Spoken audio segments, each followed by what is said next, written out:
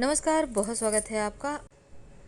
सावन के महीने में भगवान शिव की पूजा करने का विशेष महत्व है। भगवान शिव को बिल्वपत्र सबसे ज़्यादा प्रिय है, क्योंकि बिल्वपत्र अर्पित करने से भगवान शिव की कृपा मिलती है। अब देखिए, बिल्वपत्र चढ़ाने के कुछ नियम हैं। उन नियमों का अगर आप ध्यान नहीं देते तो बिल्वपत्र चढ़ाने का फल आपको नहीं मिलता।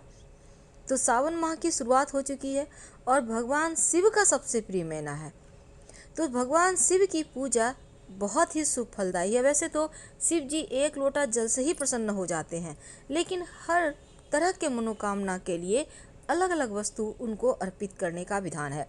ऐसे में आज हमारा चर्चा है बिल्वपत्र पर। देखिए, भगवान शिव अपने भक्तों पर कोई भी कष्ट आने ही नहीं देते, और पुराणों की माने तो भगवान शिव जो श्रावण का माह है पृथ्वी पर भ्रमण करने आते हैं, इसलिए सावन में शिव जी की पूजा का महत्व बहुत ज़्यादा है। शिव पूजा में वैसे तो बहुत सारी बातों का ध्यान रखा जाता है, और बिल्वपत्र अर्पित करने से शिव की कृपा बरसती है। तो किन बातों का ध्यान रखें? देखिए, जब आप भगवान शिव को बेलपत्र अर्पित करते हैं तो पहला बात यह है कि आप बिल्वपत्र हमेशा उल्टा यानी कि चिकना सतह शिवलिंग की तरफ हो और जो रुखड़ा भाग है वो ऊपर की तरफ हो, तो ये आपको हमेशा ध्यान रखना है। दूसरी बात, बिल्वपत्र अर्पित करते समय आप हमेशा अपने हाथ के दाहिने हाथ के अनामिका फिंगर तो यानी कि जो आपके रिंग फिंगर है, अंगूठा यानी थंब, मध्यमा उंगली यानी मिडल फिंगर, अंगूठा, अनामिका उंगली और मध्यमा उंगली से यानी तर्जनी उंगली और कनिष्ठा उंगली को आप साइड रखें यानी ऊपर की ओर, और उससे आप 3 उंगली से बिल्वपत्र को पकड़कर फिर अर्पित करें, और साथ ही बिल्वपत्र अर्पित करने के साथ जल भी अर्पित करें। या आप वैसे द्रव एक ही साथ नहीं कर पा रहे तो आप चाहे तो बिल्वपत्र जल वाले लोटे में डालकर भी अर्पित कर सकते हैं, या फिर पहले बिल्वपत्र अर्पित करें फिर जल अर्पित करें।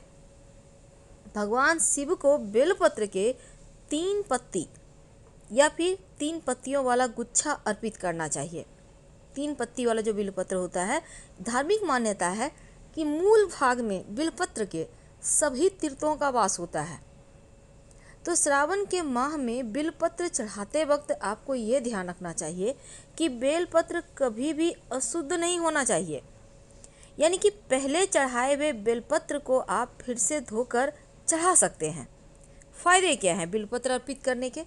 देखिए, सावन में शिवलिंग पर बिल्वपत्र अर्पित करने से वैवाहिक जीवन सुखमय रहता है, संतान सुख की प्राप्ति होती है, बड़ी से बड़ी रोग परेशानी पीड़ाएं दूर होती है, अदालती मुकदमा जो भी है मुश्किलें वो समाप्त हो जाती है। सिर्फ बेलपत्र कभी भी अर्पित ना करें, बल्कि जल के साथ अर्पित करें। तो शिव जी की जो पूजा में बेलपत्र अर्पित होता है, इसके पीछे एक पौराणिक कथा है। समुद्र मंथन के समय कई चीज़ों के साथ विष भी निकला, और ये विष चारों ओर फैलने लगा। पूरी सृष्टि को बचाने के लिए भगवान शिव ने इस विष को अपने कंठ में धारण कर लिया, इसलिए महादेव को नीलकंठ भी कहा जाता है। तो विष के प्रभाव से भगवान शिव के शरीर में ताप बढ़ने लगा, जिसकी वजह से आसपास का वातावरण जलने लगा। तो उस समय के एक वैद्य की सलाह से देवी देवताओं ने भगवान शिव को बिल्वपत्र खिलाया और जल से स्नान करवाया। इसके बाद भगवान शिव के शरीर में उत्पन्न गर्मी शांत होने लगी। तभी से भगवान पर बिल्वपत्र चढ़ाने की परंपरा चली आ रही है। तो बिल्वपत्र के साथ इसीलिए जल भी अर्पित किया जाता है। इससे भगवान शिव को शीतलता मिलती है और उनका आशीर्वाद मिलता है। लेकिन हमेशा 3 पत्तियों वाला बिल्वपत्र ही चढ़ाना चाहिए। अगर 3 पत्ती से ज़्यादा पत्ती है तो और भी अच्छा, लेकिन कटा फुटा हुआ बेलपत्र कभी भी शिव जी को अर्पित ना करें। जब भी बेलपत्र अर्पित करें, पहले शुद्ध जल से धो लें, फिर गंगा जल आप उस पर छिड़क कर फिर शिव जी पर अभिषेक करें। और बिल्वपत्र चढ़ाते समय नमः शिवाय या ओम नमः शिवाय का जप करें, तो जीवन के सारे संकट दूर हो जाते हैं। स्कंद पुराण कहता है कि एक बार माँ पार्वती के पसीने की बूंद मंदराचल पर्वत पर जा गिरी। इससे वहाँ एक पौधा होगा जो बाद में बिलपत्र के पेड़ के रूप में परिवर्तित हो गया। तो बेलपत्र औषधीय गुणों से भरपूर है।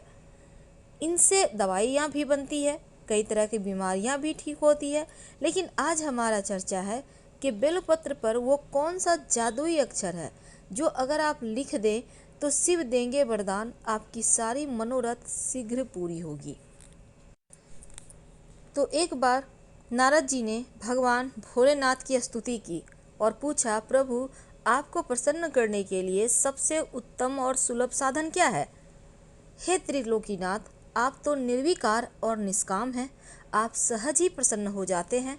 फिर भी मेरी जानने की इच्छा है कि आपको सबसे ज़्यादा क्या प्रिय है।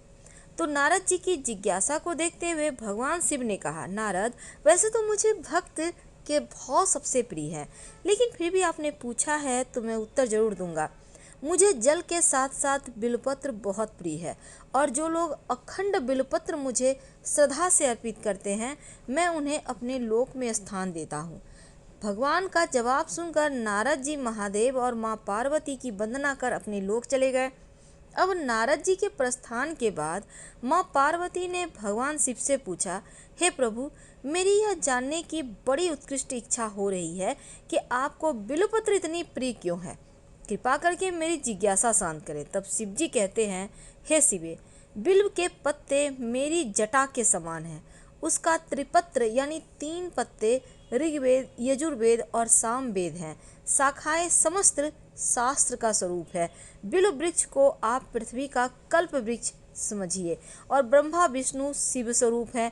हे पार्वती, स्वयं महालक्ष्मी ने शैल पर्वत पर बिल्व वृक्ष के रूप में जन्म लिया था और इस कारण भी बेल का वृक्ष मेरे लिए अति प्रिय है। महालक्ष्मी ने बिल्व का रूप धरा, यह सुनकर माँ पार्वती कौतूहल में पड़ गई।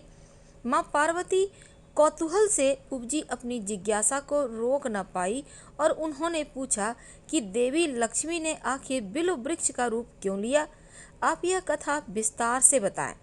फिर भोलेनाथ ने देवी पार्वती को कथा सुनानी शुरू की। महादेव ने कहा कि हे देवी, सतयुग में ज्योति रूप में मेरे अंश का रामेश्वर लिंग था। ब्रह्मा आदि देवों ने उसका विधिवत पूजा अर्चना किया और इसका परिणाम यह हुआ कि मेरे अनुग्रह से वाणी देवी सबकी प्रिया हो गई और भगवान विष्णु को सतत प्रिय हो गई। मेरे प्रभाव से भगवान केशव के मन में वाग देवी के लिए जितनी प्रीति उपजी थी वह स्वयं लक्ष्मी को नहीं भाई। अब लक्ष्मी देवी का श्रीहरि के प्रति मन में कुछ दुर्भाव पैदा हो गया और वह चिंतित और रुष्ट होकर चुपचाप परम उत्तम श्रीशैल पर्वत पर चली गई और वहां उन्होंने घोर तप करने का निर्णय लिया।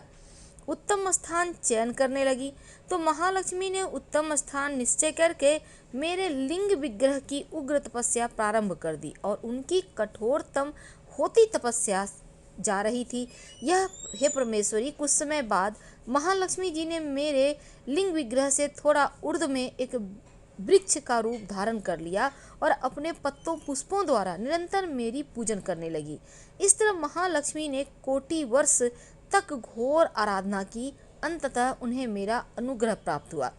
मैं वहां प्रकट हुआ और देवी से इस घोर तप की आकांक्षा पूछकर वरदान देने को तैयार हुआ। तब महालक्ष्मी ने मांगा कि श्री हरि के हृदय में मेरे प्रभाव से वाग देवी के लिए जो स्नेह हुआ है वह समाप्त हो जाए।